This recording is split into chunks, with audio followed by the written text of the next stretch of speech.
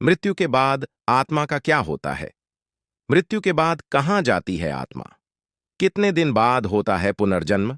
गरुड़ पुराण में इंसान के अलग अलग कर्मों के लिए अलग अलग दंडों के बारे में भी बताया गया है।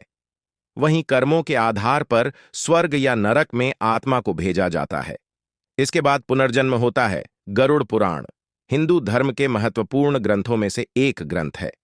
बता दें कि गरुड़ पुराण में मनुष्य के जीवन, मृत्यु और उसके बाद के सफर यानी मृत्यु के बाद की स्थिति का वर्णन किया गया है। इसके अलावा गरुड़ पुराण में इंसान के अलग अलग कर्मों के लिए अलग अलग दंडों के बारे में भी बताया गया है। गरुड़ पुराण का पठन सामान्यतः किसी व्यक्ति की मृत्यु के बाद उसके दाह संस्कार के बाद अगले 13 दिनों तक किया जाता है।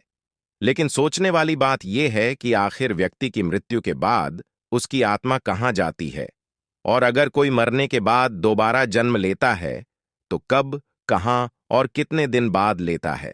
आइए इन सभी सवालों के जवाब जानते हैं।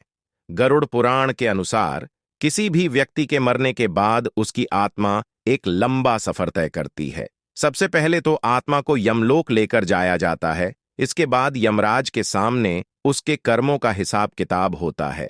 अगर आपके कर्म बुरे हैं तो आपकी आत्मा को यमदूत सजा देते हैं।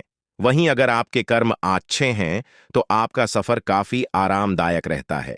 आपको बता दें कि मृत्यु के बाद आत्मा को यमराज तक पहुंचने के लिए करीब 86,000 योजन की दूरी तय करनी पड़ती है। पुनर्जन्म कैसे तय होता है? बता दें कि पुनर्जन्म मृत्यु के 3 दिन बाद से लेकर 40 दिनों के अंदर हो जाता है। गरुड़ पुराण के अनुसार व्यक्ति का पुनर्जन्म उसके कर्म के आधार पर ही निर्धारित होता है, क्योंकि पापी व्यक्ति की आत्मा को नरक में भेज दिया जाता है और पुण्य पवित्र आत्मा को स्वर्ग में भेज दिया जाता है। लेकिन जब व्यक्ति की आत्मा अपने कर्मों के हिसाब से सजा भुगत लेती है तो फिर उसे दोबारा दूसरा जन्म मिलता है। अगला जन्म किस योनि में होना है, यह सिर्फ कर्मों के आधार पर ही निर्धारित होता है।